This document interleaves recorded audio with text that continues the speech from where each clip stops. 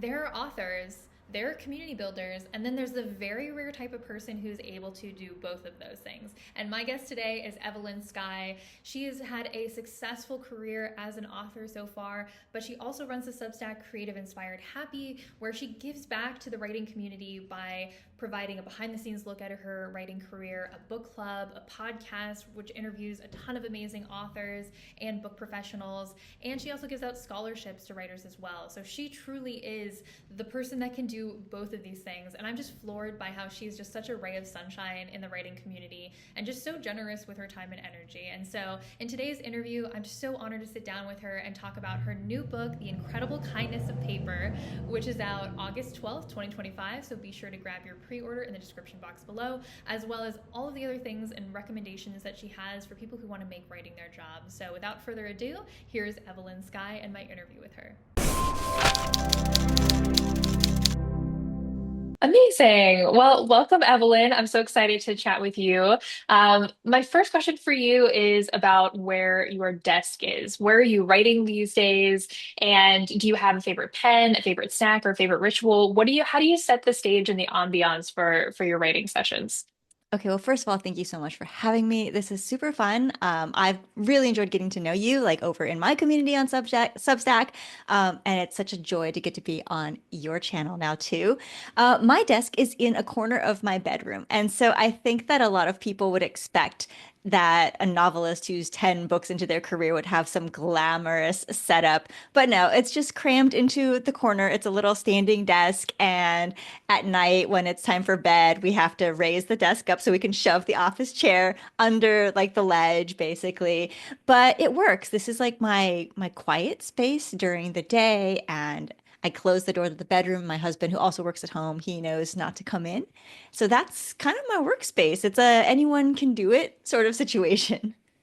Yeah, I love that because it feels accessible. I know some writers have like very elaborate setups. They have like a special candle that they set, but I also think what I really love about you is when you're sharing your writing advice is so that you really kind of like emphasize the ways in which people can make it accessible and that anybody can do it. And I think that that's really special.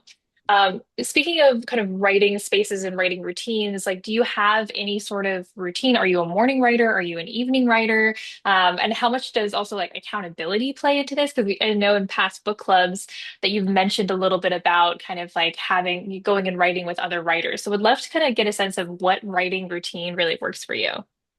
So I think for me, what works for me now is something I've learned over an almost decade-long career. And so I think if anyone's kind of earlier in their career, they shouldn't feel daunted and feel like they have to do this. But I figured out what works for me, and that is Cal Newport's deep work method. So if anyone hasn't picked up that book yet, it's one of my favorites. I think it's absolutely changed my career and the way that I've been able to write and really focus and tune out outside distractions. And so I still work within the time frame of when my daughter's at school. She's a teenager now. She has her own car, so it's not really the truth anymore that I have to work during those hours. But this is how I trained myself when I was a mom of a toddler, which is when I started writing. Like I first started writing when she had just turned one, and I wasn't published for a while. There's a lot of failures along the way, but my routine became that when she's at school, I shower. If I'm motivated, I exercise. But we'll be honest, I usually forget to exercise because I get so excited about writing. And then I'll sit down and I'll write for about an hour and a half. And then my brain gets tired. I'm the kind of person who really needs food, like fuel for my brain to work. So then I'll have lunch, probably like an early lunch. And during lunch, I don't talk to anyone. I don't look at my phone. I don't listen to music. I just let myself eat and sort of really in a relaxed way think out what I've been working on in the morning and what I want to work on in the afternoon. And then after lunch, like I give myself 30 or 60 minutes, depending on where my mind is going. Then I'll sit back down again. I'm replenished. I have calories in the system. And then I can write for about another 2 hours. And for some reason, the afternoon, I can always write a little bit longer than in the mornings. I think it's also, I really like food. And so in the mornings, I'm really excited that I get to eat lunch soon. And so by the time I hit an hour and a half, I'm like, all right, cool, we're done. Let's go eat. But that's pretty much it. That is my day. And it seems very condensed, but I treat it like a job in that I show up every day when I'm writing a zero draft or a first draft, but I don't treat it like a job in that I don't require myself to sit in my chair for 8 hours. And you had mentioned also writing with other writers. I usually work by myself at home because now I've got the system down. I'm very disciplined and I like to get where I'm going. I've got my own deadlines. But sometimes I have writer friends who invite me to write with them because it's easier for them to be accountable if they have somebody sitting with them. And so I did that last year when I was drafting the zero draft of my next book for 2026, which I won't talk about because people get really confused because I have a new book coming out in 2025. But anyway, the 2026 book, I was zero drafting with my friend. And because I was traveling to her house every day, I actually only worked on it for a period of 2 hours every day. And so that was fine too. That's like a part-time job. And I think that that also makes it again, it's so doable for people, like if you can steal an hour here, every day, and I don't work weekends either. I only work 5 days a week during the weekdays. Eventually, if you just keep showing up, you end up having a book.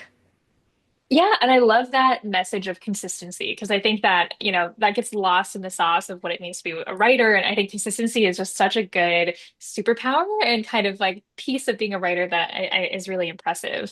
And I also want to say that Deep Work by Cal Newport is one of my favorite books that I've read in your book club so far. And so, what a transformative approach to writing in terms of really kind of having that like immersive environment and really kind of trying to stay in the work and have more productivity in a shorter period of time. I think that that is something that I've picked up from you that I just am very, very impressed by, and I feel like it really does work. So I really that book was great, and like your approach and how you integrate into a writer's life, I thought was really, really cool. Um, so the other question that I have is in terms of like the writing life is what do you feel like has been the best investment that you've made into your writing life? And I know that when you went from being a lawyer to being a writer and you kind of switched careers and went all in on being a writer, what was the best investment that you've made, whether it was a time investment, a money investment, an energy investment that really kind of helped you set the stage to make writing your full-time career and becoming a novelist? That is such a great question. And I love the idea of not just what was the best investment money wise, but also time wise. And so I actually have three, which I think is probably cheating. But time wise, I think, or energy wise, it was just being voracious and wanting to learn as much as I could about writing, like the craft of writing, and then the publishing world. And I did it on like a pretty low budget because there's so much you can find on the internet for free. And then there are a lot of newsletters that writers write, like you and like me, and a lot of the content is free. And then some of it is behind a paywall if you feel like it's worth that investment. But if not, there's a lot of great stuff that's just out there for free. And then I bought craft books. So like Save the Cat, Hooked by Edgerton, which is one of my favorite, like how to write the beginning of a story. And I just read everything voraciously. If that were back in the day when there were podcasts, I mean, maybe there were and I just didn't know about it, but I would have listened to all of the writing podcasts as well. And I think that that hunger is such an important part of your education.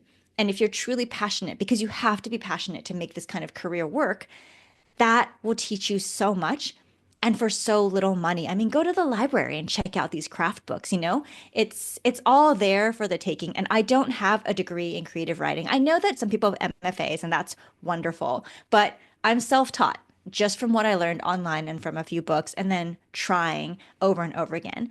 In terms of like big money investment, I think this is point number two. Conferences, like writing conferences, were super helpful to me early on because they're teaching you a little bit more about the nuts and bolts of publishing, like how to write a query letter, and what is an editor really looking for. You can pay for critiques if you've done some writing. But the most valuable thing I got out of the conferences actually was meeting other writers. And I think that community is so important. You never know if the person who's sitting next to you in the workshop is going to end up being someone who you click with and becomes your critique partner. And the best thing I can advise people is you want mentors, sure, but what you really want is peers. You're not going to become best friends with the person who's already sold, 10 books as a New York Times best-selling author, which is not me. Not all of my books are New York Times bestsellers. So I'm not talking about myself, but like you will become friends with someone who is at the same part of the journey as you are, and then you grow up together. And so some of these writers that I met at these conferences early on, when none of us had agents, all we had were dreams and probably bad manuscripts, after working really hard over the years, and some of us critiqued each other's work, and some of us just kind of like hung out or texted and became virtual friends from a distance, we ended up being published together. It's shocking how many of my friends that I met at conferences published their debut novels either in 2015, which was 1 year ahead of me, 2016, which was my year, or in 2017. Like absolutely wild. And it's just because you're there and you're cheering each other on and you're building each other up at the same time. So definitely that was worth it. And then the third thing was Scrivener software. It's like $50, maybe it's 60 now. I don't know because it was 50 when I bought it a long time ago. That's how long I've been around in the industry. But it made me think in scenes. And that completely changed the way that I write because I was no longer trying to write one entire giant book at once. I could craft each scene and its arc and focus on the character development. So, long answer, but those are my No, best no, investments. I love that. I think that that's so great. And I love what you touched on in terms of the community component of finding peers, not just mentors, because I think a lot of people can overlook that or they see other writers as competition or, there's so much of that that is out there. So I love those kind of that breakdown of yours. And then I know that you started your career as a lawyer before transitioning into writing. What do you think was the pivotal moment? Because I think a lot of people are who are about to start their journey as writers or want to start their journey as writer are kind of like on this precipice where they're like, do I make the leap? Like, should I become a writer or start to kind of like at least dip my toe in? Like, what do you feel like was the epiphany when you were a lawyer that made you decide, okay, it's time for me to chase my dreams now? I think the truth is there's never a cut and dry moment that it happens. And for me, it took a long time. So I was an attorney at a big firm for 6 years. And I hated it because I was a liberal arts major. I was one of those people who went to law school because I didn't have a job when I graduated from college. And like, so what else are you going to do? At least American law schools will take you, even if you've never studied a thing about law. And honestly, I didn't know anything about being a lawyer. I don't even watch legal TV shows. I didn't watch I don't know, like Law and Order or any of those things. So I just went to law school. I became a lawyer because that's what happens. You go through the system and then you do this thing. And I hated the job. Um, I was on maternity leave, and that's when I started having time to read again. And I remembered that I really liked books. And I remembered that as a kid, I had fun writing. It just hadn't occurred to me that being a writer was an actual career that someone could have. And so I started dabbling in writing. And I was married at the time to somebody who I'm no longer married to and now have another new, incredibly wonderful husband. But the truth is too that I did have that financial stability of somebody else with a full-time salary and that I had saved up a lot of money as a lawyer over 6 years as well. And that gave me that financial cushion to be able to explore writing. And even after I'd written several manuscripts, because I didn't have an agent yet, I felt like an imposter and I could never call myself a writer. I still, if people met me, in whatever situation at writing conferences even, I would say that I was a lawyer because I was so embarrassed or I didn't think I'd earned it yet as a writer. Now looking back, I can see I was already a writer. If you are writing, you are a writer. And so I understand that it's hard for people, and that's why I say there's not a single moment. I think it was once I started getting feedback, though, that my writing was getting better, that I thought, oh, maybe I could actually really do this. And that's the feedback from those friends that I met at the conferences, who said, hey, this is really good. And then I got an agent on my third manuscript. And so it's just those little bits of encouragement that push you along the way. And eventually it builds up to a point where you've written enough that you're like, yeah, I could be a writer. I think it also is really important to have that humility to keep improving. Because if you start out and you think that the first thing that you write is the greatest thing ever and that it should be published right now, and if you don't get published, you get bitter. You start thinking like, well, how come someone doesn't recognize my genius? And I do think it's important to realize that you might have genius stories in your head, but it does take time to learn to translate those ideas into the words that then the reader feels exactly what you're feeling. And if you can walk this path with that patience and humility, but that passion, like I love this thing, I think you get to that point where for whatever point it is for you, there's that tipping point where you think, I think I could do this. I love that. And I love kind of like the almost kind of like the set of values that you're talking about that kind of help writers when it comes to the patience, the consistency, the humility. And I think that that's really cool because I think that, when you're a storyteller having to kind of like channel these characters and put yourself out there and, maybe sometimes face rejection or maybe try to kind of like figure out how to chase success in a way that is meaningful. Like I love kind of the ways in which that you talk about writing as a career because it feels really, really admirable. And so I think that like what is really interesting when in the book club, when we were talking about Bird by Bird and things like that, like I just feel like there's so many good gems. But what I'm wondering in terms of craft, is there one piece of writing advice that you always have just like you've heard it like maybe you haven't heard it a million times, but you always believe in it. Like this piece of writing advice, like I know is kind of like one of those tried and true pieces of advice that always kind of impacts my craft. Like, do you have that piece of advice you keep returning to? Yeah, there was this really academic book that I read once, and honestly, I wish I could remember what it was called because I don't, and it was really painful when I read it, but it was about scenes. And it describes scenes not in the way that we normally think colloquially about what a scene is, but it was about like the function of a scene. And so the idea was that you have scenes that advance plot, and then you have scenes that are more internal. And so what I learned from that book, this is a takeaway to save you all from having to read the book, which it's great. I'm like, I don't mean to insult the author, but it is a little bit dry, is that you need to alternate them. And so if you have a scene that is very action filled, you have to then on your next chapter give your reader a break a little bit, and let them calm down. And then that's when you get to visit the interiority of your character. And whether it depends on what kind of book you're writing. So maybe they're very internal and they're sitting around and they're just thinking and you're immersed in their heads. Or maybe it's less so. There's a lot of kind of classic fantasy books where you don't really get that far into the character's emotions, but you're still given a chance to pause. And I have found that rhythm as a writer gives you a break as a writer because it's exhausting to write like just intense scene after intense scene, whether it's emotionally intense or like action intense. It gives you a break, but it also kind of gives that reader a little bit of a like breathing space. Yeah, definitely. I love that. And I think that pacing is such a hard thing to conceptualize and when you especially if you're a newer writer to try to think about like how do I approach pacing and having that advice of kind of approaching just like the smaller structure of the scenes really helps. One thing that I'm curious about when you're approaching writing a new book, and I was really impressed kind of in Crown's Game and in The Hundred Loves of Juliet, how just like beautifully disparate all of your like locations and worlds and structures are. Like how do you, and also kind of I know that you have a book coming out this year, and I'm kind of curious like how do you approach the world building and the kind of like where like how do you decide, okay, this is going to take place here, this is going to be the setting. Like do you do any kind of like hands-on research to approach any of these things? Like for The Incredible Kindness of Paper, which is your book coming out this year, what is kind of the inspiration for the setting and the world, and how do you kind of approach it to make it feel so vivid for the readers?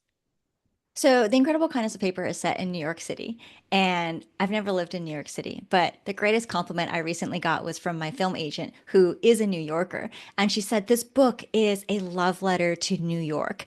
And she had asked me at one point, like, would you be upset if it were made into a movie and it wasn't set in New York?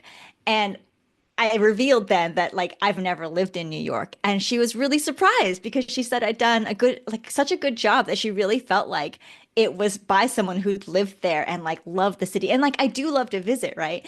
But it's amazing what you can learn from the internet. And I think also sometimes sprinkling in places, and we're talking if this is a contemporary book, and then I'll go into fantasy in a second, but like if you're in a contemporary book, the way you can make a place feel more real is to pick places that maybe it's not only the tourists know, and so you can research like hidden spots that like the locals love, things like that, or pick a like suburban neighborhood that's just outside of the major metropolis, and then it makes you seem like you're really in the know. um I think also describing just the natural aspects, even if you're in a city, it really builds out a place. And for me, one thing that's really important is being accurate about seasons. And this comes again to like food, like if people are saying that like I went to pick like peaches in the orchard, but the story is set, in like the fall. I think, oh, come on, that is a summer fruit, people. Um, So little details like that, which you might not even necessarily think are setting details, like it's not like backdrop location, that can create the world. And that's what I always say, like the world is not just the trees and the buildings, it's also the ambiance that you're building. And so there should be a sense of place, there should be atmosphere. And the interesting thing, I think that that comes more naturally to me because I have aphantasia. I don't see images in my head like most people do. So a lot of writers, they will see like a movie running through their head and then they're transcribing what's happening in that movie. For me, I the best I can see is like a very blurry image. So like your background right now is like kind of beautifully blurred. That's basically what it looks like in my head when I try to see something. And so like my first drafts actually don't have great world building. And it's a very common comment from my editors to say, hey, where are we? Can I get more details? And now they know me, right? So they'll say, hey, can you tell me like what does it sound like? You know, like what is the background? Like what time of day? I'm like, oh, right, I have to do that. And once I have those kind of like signposts and I can write them. As for fantasy, I think you have more leeway to make up whatever you want, but at the same time, more, I guess, burden to carry because you have to really build out this world. Like if it's contemporary, you can shorthand it and people get it. If I say New York, even if I didn't bother describing it, people would have New York in their head. But, you know, you're a fantasy writer. So like if you don't explain what your world is, no one knows. And part of the world is the building details again. Part of it is the magic. Like you think about magic maybe as a separate thing, like, oh, we have to create the magic system and the rules of magic and how it works. But it also imbues a sense of this place when you're writing fantasy. And so it's really important to understand what is the feeling of your magic? Not just like, is it zappy, you know, but like, is it does it spark things? You know, does it make people tired? Does it make the place more beautiful? And that's what I want to do with the Crowns game, which was, as you mentioned, like one of my first, it was actually my first book. That one, it was set in Imperial Russia, and I wanted it to be a beautiful magic that was laced underneath with kindness, even though the two enchanters were fighting a duel to the death, you know? So I think that the magic can also really add to the setting. Definitely. No, absolutely. What I'm really impressed by is your ability to jump between not only genres, but also to jump between writing YA and adult. And I think that I'm curious, like, how do you approach kind of balancing fantasy and then also contemporary and writing for different audiences? How do you going into a project, like, do you like what is your approach for it? And like how do you juggle that as a writer? And do you think of yourself as a writer that is just like versatile, just able to do it all? Do you just have a lot of interest? Like, what is your approach to writing across genres and for different audiences? So I started in YA, and my first five books are in YA. And then I told my agent that I wanted to write adult. And the one that I was working on at that time was called Whimsy, and it never ended up being published, which is fine. That's a separate story. But it started out as a YA manuscript. But I didn't think it was working as YA, so I wanted to rework it as adult, and my agent thought the same thing. But before I went down that path, she said, I want you to spend a couple of months reading books that are written for adults because they're different. And she said, I need you to read a whole range of them because you don't exactly know yet where you're going to fit in the adult world, right? And so she threw out a bunch of different recommendations. And then I went online and looked at, you know, like Bookstagram and like people's like my favorite books kind of like lists and just read everything until I figured out where it was that I thought my adult books were going to sit because I knew where my YA one sat, right? That was YA fantasy. But adult, I was like, oh, it's something else. It's probably a little bit more contemporary with just like a hint of magic. Damsel aside, because that was something I did with Netflix and that was like pure fantasy. But everything else has been much more grounded in reality, but with just that little bit of whimsy. And so that's kind of my self-education in terms of figuring it out. Once I started writing, then now it's like I understand where my perspective is and where my voice is for the different age groups. And kind of also the same with contemporary versus fantasy. Like I know that if I'm writing fantasy, I'm going to up the opulence. And if I'm doing contemporary, I'm going to pare that way back. And my contemporaries, I want the magic to be just like a tiny thread, like barely there, such that some people call it magical realism. I mean, some people call it speculative, like call it what you may. But They're just different styles. But I think it really takes practice. Like you have to do it and know who you are in that space. And frankly, you have to flop on your face a lot of times too. Like my first attempts at writing adult were not good. They basically were just YA novels that had people who were supposedly 30 years old in them. And it didn't work, right? So you just have to keep doing it again. But once you've done that a few times and then you figure out, okay, this is where I sit, this is who I am. Then it becomes, at least for me, it's easier now to slip into different, like the different genres, different audiences. Yeah, no, it's impressive to see all of the your range and what you've been able to kind of like how the muscles you've been able to flex in different areas. But what I'm curious about is that, and you're so generous on your Substack and on your podcast with helping newer writers learn what it takes to make novel writing in particular their job. What do you feel like is the one lesson that you wish someone had told you earlier about the business of writing? That you're like, if I would have known this, my life would have been so much easier.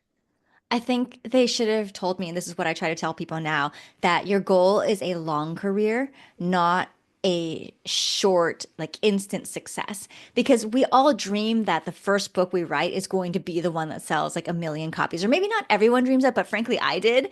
And it wasn't. And I mean, the book did well. It did really quite well because I had poured so much of my energy into promoting it and making connections with readers and all that. But then there was a series of kind of like jagged up and downs, and then there were some books that were like really, really down. Like there were some books I've written where like I feel like no one's read them, and my sales numbers show that hardly anyone's read them. And I think that knowing that the goal is a long-term career and that these ups and downs are normal and it's okay, that like your sales numbers, they won't kill you. Like you get to write more books.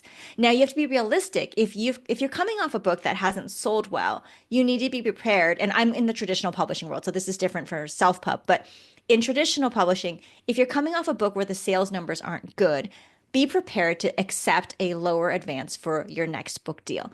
But know that again, this is not it forever. Does not mean that you will only make this like lower amount of money for the rest of your career. This is your chance then to outperform expectations, right? And then bump yourself up with this next book. Because with every book, you get a whole nother chance. And then maybe next time your advance is higher. So the goal is to just keep going and to get to keep writing. Yeah, no, I love that. And I think that that kind of goes back to this idea of, once again, consistency and patience and humility. And I love those themes. Kind of switching gears back to the incredible kindness of paper. What was the spark of inspiration that kind of kicked off your love letter to New York? Okay, so The Incredible Kindness of Paper, I think I've settled on this is like Love Actually for human connection. Ooh, And I love that. and the idea is, so the story is there's this woman, Chloe. She's just lost her job as a high school guidance counselor. And one of the things she used to do for her students that they loved was she would write them encouraging little notes inside of yellow origami paper and then fold it into a flower. And they could carry it with them so that they would have encouragement with them, even if she wasn't right there with them. So when she loses her job, she decides she needs a pep talk herself. So she writes one for herself and then she puts it in her back pocket, but she loses it.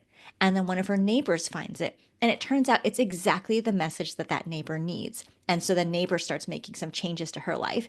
And then another flower that Chloe writes, also she loses it and somebody else finds it. And she starts thinking like, wait a second, maybe I could do something good right now for the people of New York while I'm waiting and trying to find a job. And so she just starts writing these messages and folding these yellow paper roses and then leaving them around New York. And it sparks off human connection because people who need the messages find them. And then they find out she's sitting in Central Park now making them. And some of them join her. And it just becomes this like volunteer movement and it spreads across the whole world. The reason I wrote this book was I feel like people are forgetting about connection. I feel like technology is making us more isolated. It's so easy to just dehumanize people when the person who's delivering your DoorDash is on an app, or when you say, just leave the groceries outside and you don't even bother to open the door, and say thank you. And I know sometimes you're busy and that's why you've had delivery done, but like if I have the ability and my introvert tank isn't low, like I'll make sure I open the door. And even if they're gone, I hear them down the hall because they're not at the elevator yet. And I'll be like, thank you, or like greet someone by name, or like it costs so little to give someone a compliment, like when you're buying your groceries at the store and just say, "Hey, I love your earrings." Like, how many people have walked by that cashier without even looking at their face, you know?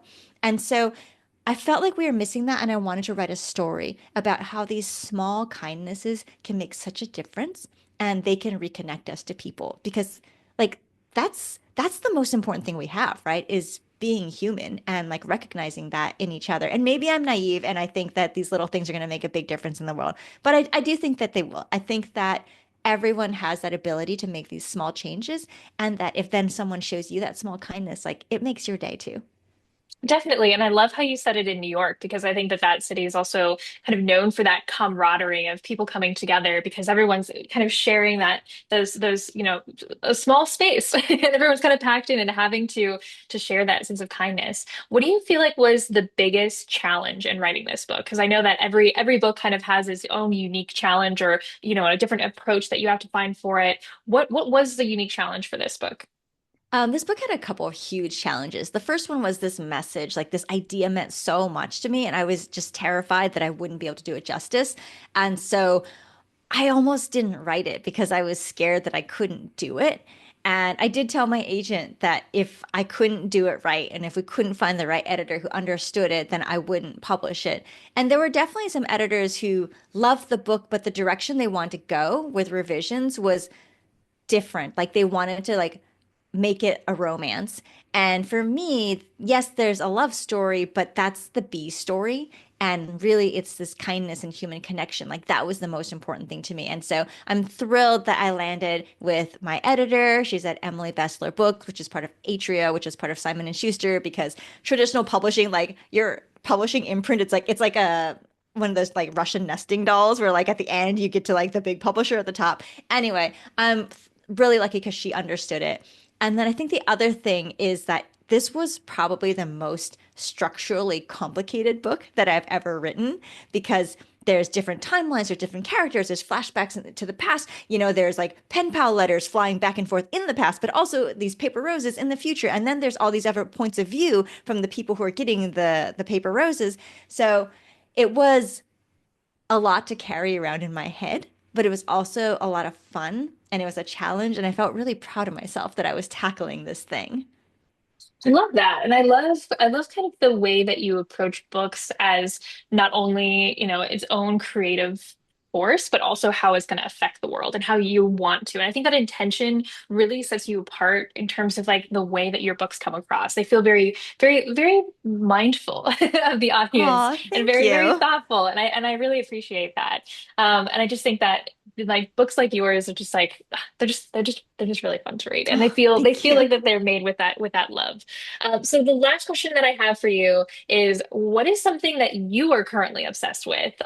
Whether it's a book, a show, something you're watching, something that you're reading, and if this is something that you're reading or watching, is it also impacting your work in some way, or is it just something that you're obsessed with and that you love and want to recommend?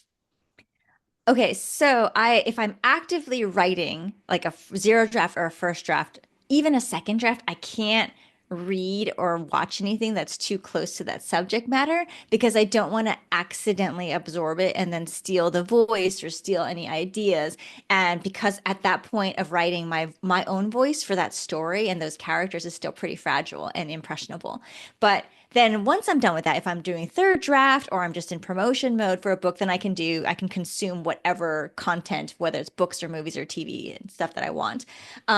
So I've just finished the second draft of my 2026 book, which means now I'm super excited because I get to read again because, I love reading within my own genre and I write like women's fiction, book club fiction, right? So my TBR right now is huge with all these books that I wasn't allowed to touch.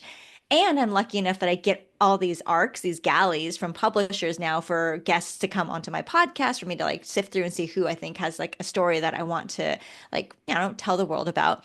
And so I just finished reading a book. It's called Bitter Sweet by Hattie Williams. And I will talk more about it because she's going to be on my show. But it was just wonderful, and she's a debut author, and I love this feeling of like, oh my gosh, I just discovered a new author. And I didn't discover because I know the publisher already discovered her and sent her to me, but like I get to tell people who listen to my podcast or watch my podcast, about this book and this new author and help kind of like, I don't know, launch her out into the world as like a new baby author. So I'm really excited about that.